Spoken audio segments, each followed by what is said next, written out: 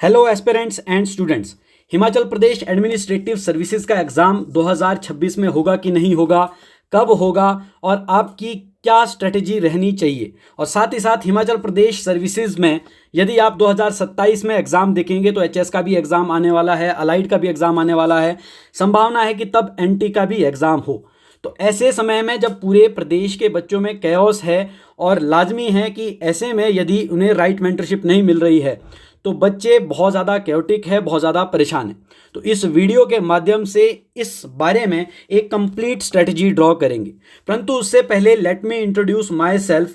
My name is Kailash Pandey और मैं अब लगभग 10 सालों से हिमाचल प्रदेश के बच्चों को पढ़ा रहा हूं, जिसमें मैंने अपनी शुरुआत की थी 2016 में आईबीएस शिमला से, जहां पर मैं बैंकिंग के बच्चों को पढ़ाता था, क्वांटिटेटिव एप्टीट्यूड पढ़ाता था।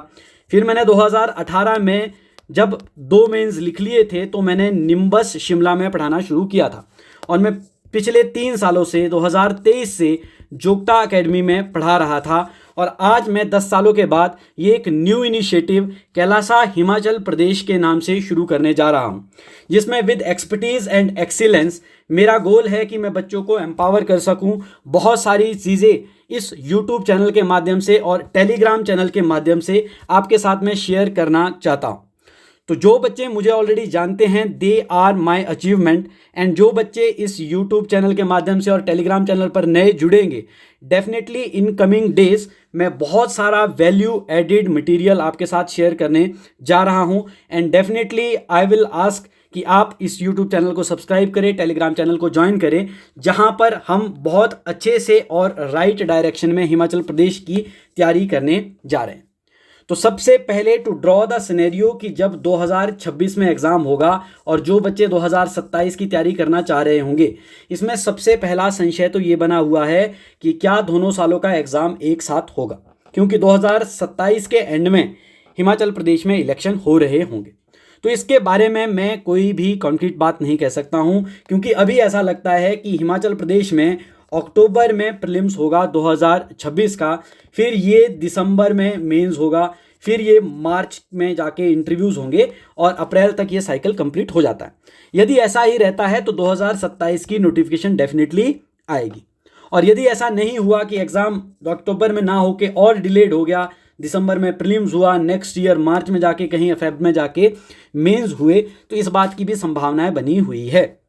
बट यहाँ पर मैं बच्चों को जो चीज़ गाइड करता हूँ, मैं ये गाइड करता हूँ कि रादर देन एग्ज़ाम कब हो रहा है, let me draw the scenario that you are fresher to this exam, या फिर ये आपका बिल्कुल जो है फर्स्ट अटैम्प्ट होने वाला है, या फिर आपने ऑलरेडी अटैम्प्ट दे रखा है, सेकंड अटैम्प्ट है, या सेकंड से लेकर आपके अटैम्प्ट होते होते पंचवर्षीय योजना बन चुकी है और 5 सालों से आप ये एग्ज़ाम दे रहे हो, प्रीलिम्स में फंस जा रहे हो, मेंस में फंस जा रहे हो, या इंटरव्यू भी दे दिया है और उसके बाद वापस जो है तैयारी करने के लिए एक स्टैग्नेशन आ चुकी। तो इन सब केसेस को एड्रेस में करना चाहता हूँ। तो सबसे पहले तो भाई जो फ्रेशर है उनके लिए तो मैं डायरेक्टली कहूँगा गेट कोचिंग, कोचिंग लीजिए, क्योंकि कोचिंग के जो टीचर है वो आपकी जर्नी, जिसमें आपको खुद तैयारी करने में 3 साल लग जाएंगे सिलेबस ख़त्म करते करते, उसको वो 11 महीने का बना लेंगे।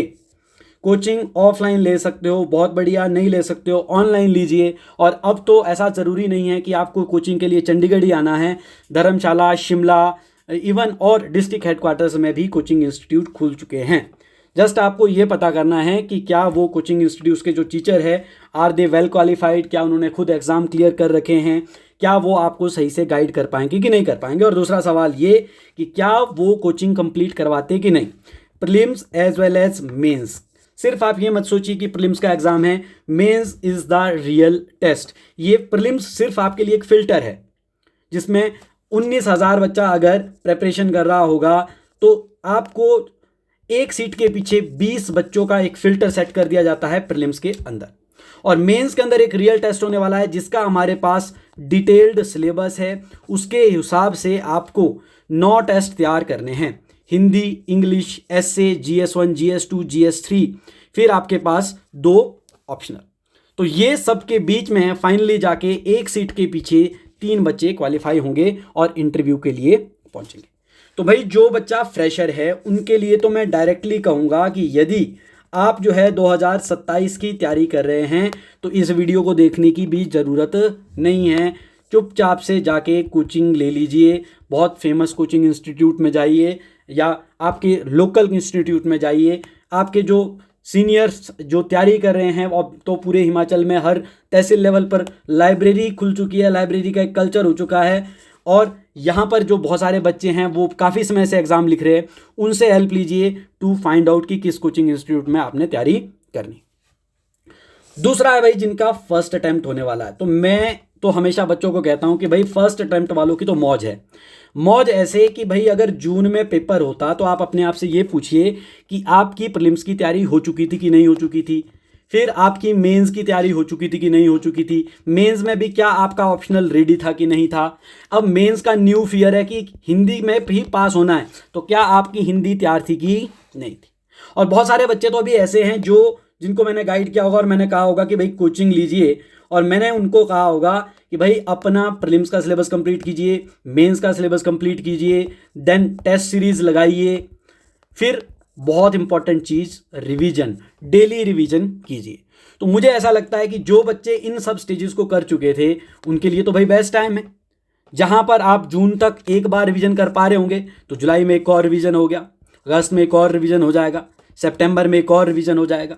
बाय द टाइम आप अपनी हिंदी अच्छी कर लीजिए, जीएस की आंसर राइटिंग कर लीजिए, ऑप्शनल अपना अच्छे से तैयार कर लीजिए। तो ये इस तरीके की आपकी स्ट्रेटजी रहनी चाहिए। अब भाई जिनका सेकंड अटेम्प्ट है, यहां के लिए बात यह है कि सबसे पहले तो ये बताइए कि क्या फर्स्ट अटेम्प्ट में आपकी कमी रही थी। प्रीलिम्स क्वालिफाई यदि नहीं हुआ है तो प्रीलिम्स में कहां कमी रही है। मेंस यदि क्वालिफाई नहीं हुआ है तो कौन से सब्जेक्ट में दिक्कत थी, या ऑप्शनल में दिक्कत थी, या फिर हिंदी की दिक्कत थी। तो इसमें मैं जनरली 2-3 चीज़ें जो है ड्रॉ कर लेता हूं आपके पास। देखिए भाई जिनका प्रीलिम्स नहीं हुआ है तो आप ये आइडेंटिफाई कीजिए कि जीएस की दिक्कत थी कि सीसेट की दिक्कत थी। मैं ऐसे बहुत सारे स्टूडेंट्स को जाता हूं कि 3 सालों से जीएस में 120 प्लस नंबर आ रहे हैं बट आपका सीसेट क्वालिफाई नहीं हो रहा है। बहुत बड़ा ब्लंडर आप इन तैयारियों में कर रहे हो कि सारा साल वेट करने के बाद एक एग्जाम आ रहा है और आपने सीसेट प्रिपेयर किया ही नहीं है। और पिछली साल तो चलो सीसेट ईजी था, उससे पिछले साल सीसेट बहुत टफ हो गया था और डेफिनेटली इनकमिंग डेज और टफ हो सकता है। और मुझे लगता है कि जब 1-2 साल आपने तैयारी कर ली तो डेफिनेटली आप एक्सप्लोर कीजिए कि एसएससी और सब एग्जाम भी दीजिए, बैंकिंग के एग्जाम भी दीजिए, तो डेफिनेटली आपका सीसेट बहुत ज़्यादा स्ट्रांग हो जाएगा। यदि जीएस में दिक्कत आ रही है तो जीएस में ये देखिए कि भाई जीएस के भी कौन से सब्जेक्ट में दिक्कत आ रही है। इसमें मुझे लगता है कि सीसेट के बाद ज़्यादा बड़ा ब्लंडर करने वाले बच्चे, सेकेंड कैटेगरी के बच्चे वो है जो सारी साल क्या पढ़ रहे हैं, करंट अफेयर। ऐसा करंट अफेयर है, देखो मैं पहले बड़ा क्लियरली कहता हूं कि जो फर्स्ट अटेम्प्ट वाले बच्चे हैं वो तो करंट अफेयर डेली पढ़े, क्योंकि they need to know things कि जो वो जीएस में पढ़ रहे हैं उसको करंट अफेयर में क्या उनकी एप्लीकेशंस है। पर जो बच्चा अपने सेकंड थर्ड अटेम्प्ट की कर रहा है और रोज ही करंट अफेयर पढ़े जा रहा है तो भाई ये सबसे बड़ी बेवकूफ़ी है। 15 से 20 क्वेश्चन यदि आने हैं और आप हर दिन अपने 3-3 घंटे सिर्फ करंट अफेयर तैयार करने के लिए दे रहे, तो इससे बड़ी बेवकूफ़ी की बात कोई नहीं है। सेकंड थर्ड अटेम्प्ट के बाद वाले बच्चे को तो करंट अफेयर सिर्फ 1 महीने पढ़ना चाहिए। 2 मैगजीन्स ले लो, 2 चैनल फॉलो कर लो, किसी भी कोचिंग एकेडमी के फॉलो कर लो, they will provide you best material.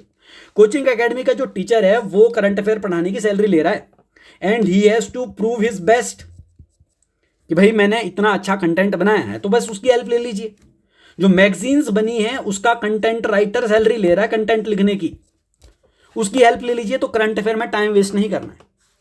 फिर आइडेंटिफाई करना है कि भाई कौन से जीएस सब्जेक्ट में वीक होते जा रहे हैं। जैसे मैंने खुद में भी एक प्रॉब्लम आइडेंटिफाई जीएस की थी कि भाई जियोग्राफी अच्छे से नहीं पढ़ पा रहा हूँ। क्यों पढ़ रहा हूँ फिजिकल जियोग्राफी, जबकि पेपर में आ रहे हैं मैप, तो मैप बड़े अच्छे से तैयार कीजिए।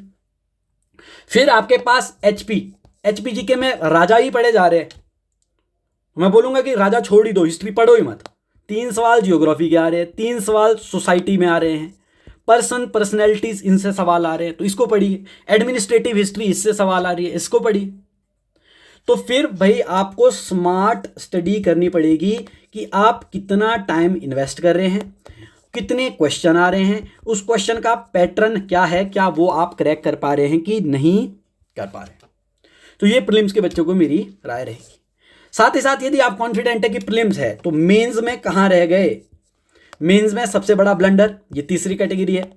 मेंस में सबसे बड़ा ब्लंडर है कि जी हिंदी में फेल हो रहे हैं और बहुत सालों से फेल हो रहे हैं।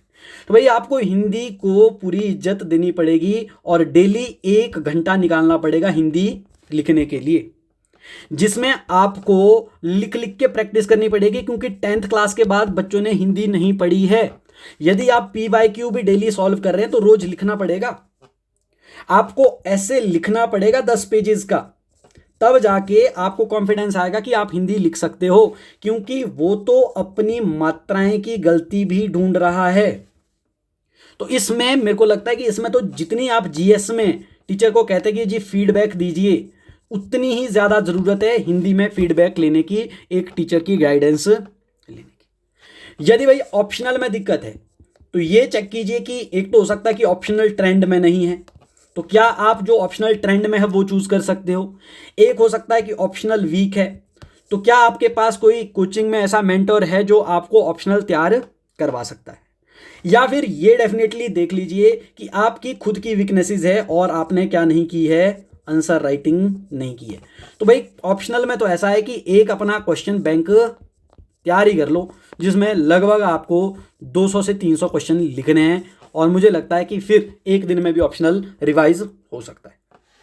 सेम ही तरीके की मैं स्ट्रेटेजी कहता हूं कि ऐसा GS में भी किया जा सकता है। जो बच्चे मेरे पास क्लास में पढ़े, मैं उनको पूरा क्वेश्चन बैंक देता हूं और लगभग 1200 क्वेश्चंस का एक क्वेश्चन बैंक आप GS का बना सकते हैं। आज की डेट में तो AI भी आ गया, ChatGPT भी आ गया, पर ऐसा नहीं करना है कि 1200 के 1200 क्वेश्चन एक ही दिन कॉपी पेस्ट कर लिया और आंसर बन गए। दिन के 5 क्वेश्चन लिखने हैं। आप ChatGPT से एज एन असाइनमेंट भी इसको यदि लिखेंगे तब भी आपका पेपर निकल जाएगा। इस तरीके की यहां पर क्या रहनी चाहिए, तैयारी रहनी चाहिए। ये कुछ ऐसे डाउट्स है जो जनरली मेरे सामने एज एन टीचर आए हैं और मैं इसको एक ब्रीफ वीडियो के माध्यम से एड्रेस करने जा रहा हूं। So this is my new initiative Kailasa, जिसके अंदर now I am totally separated from Jogta academy, और मैं इसको इंडिविजुअल इंडिपेंडेंट लेवल पर शुरुआत करने जा रहा हूं। तो जो बच्चे डायरेक्टली इससे जुड़ना चाहते हैं वो टेलीग्राम चैनल भी सब्सक्राइब कर लें, यूट्यूब चैनल भी सब्सक्राइब कर लें, और मेरी कोशिश रहेगी कि मैं रेगुलरली वीडियोस लाऊंगा। शुरुआत की कुछ वीडियोस कंप्लीट स्ट्रेटजी के ऊपर रहेगी, और उसमें खास करके मेरा फोकस नेक्स्ट जो 2 वीडियोस है प्रीलिम्स और मेंस के सिलेबस को समझाने पे ही रहेगा। सबसे बड़ा ब्लंडर तो वही बच्चे कर रहे हैं जिनको अभी तक सिलेबस ही नहीं पता है। मैंने ऐसे भी बच्चे देखे हैं जो मैंने ऑसम बैच में पढ़ाए हैं और उन बच्चों को अभी सिलेबस ही याद नहीं है। फिर दूसरा, उसके बाद जो मेरा नेक्स्ट स्टेप रहेगा वो रहेगा आंसर राइटिंग प्रैक्टिस के ऊपर।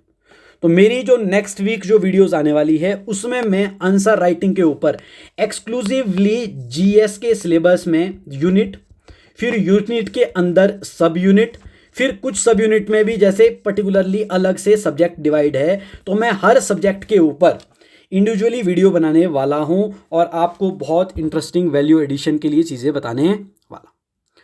आफ्टर दैट मुझे लगता है कि नेक्स्ट 1 महीना इसके ऊपर लगेगा। फाइनली मैं करंट अफेयर के ऊपर आऊँगा, क्योंकि बहुत सारे बच्चे जो है असिस्टेंट प्रोफेसर वाले बच्चे जो मेरे अंदर गाइडेंस ले रहे हैं वो बच्चे, और तब तक मुझे लगता है कि HS की यदि नोटिफिकेशन आ गई तो उनके साथ मैं करंट अफेयर का कंटेंट शेयर करने वाला। इसके अलावा जो भी बच्चे जिनके अलग से कोई डाउट है डायरेक्टली मुझे कॉल कर सकते हैं 9816447918, या मुझे पहले मैसेज ड्रॉप कर सकते हैं 9418947918 के ऊपर। ये मेरा नंबर हमेशा पब्लिक रहता है, तो मुझे पहले व्हाट्सएप ड्रॉप कर ले ताकि मैं सही समय आपको दे सकूं और सही टाइम पे आप मुझे कॉल कर सकूं। जनरली आपका मुझे कॉल करने का जो टाइम रहेगा वो रहेगा सुबह 9 से 10 बजे के बीच में, और शाम को टाइम आपका रहना चाहिए 5 से 6 बजे के बीच में। इस टाइम पे मैं अपने आप को फ्री रखता हूं, तो इस टाइम पे मैं आपके डाउट्स ले सकता हूं। और कोई जो चीज़ें मैं आपके साथ शेयर करने वाला हूं उसके लिए ये कैलासा हिमाचल टेलीग्राम चैनल आपने सब्सक्राइब कर लेना है। अभी मैंने उसके ऊपर जस्ट सिलेबस पोस्ट किया है, तो सिलेबस की डिस्कशन नेक्स्ट 2 वीडियोज़ में रहने वाली। तो जो भी बच्चे ऑलरेडी जानते हैं आई सीक देयर सपोर्ट, और जो बच्चे नए जुड़ने वाले हैं उनसे भी मैं आशा करता हूं कि जो उनके डाउट्स हैं वो मुझे व्हाट्सएप कर दें, कॉल कर ले, तो आने वाली वीडियोस में मैं वो सारी चीज़ें एड्रेस करूंगा। Thank you so much. This is introduction video. Keep commenting on this, keep subscribing my channel and give me like. Thank you.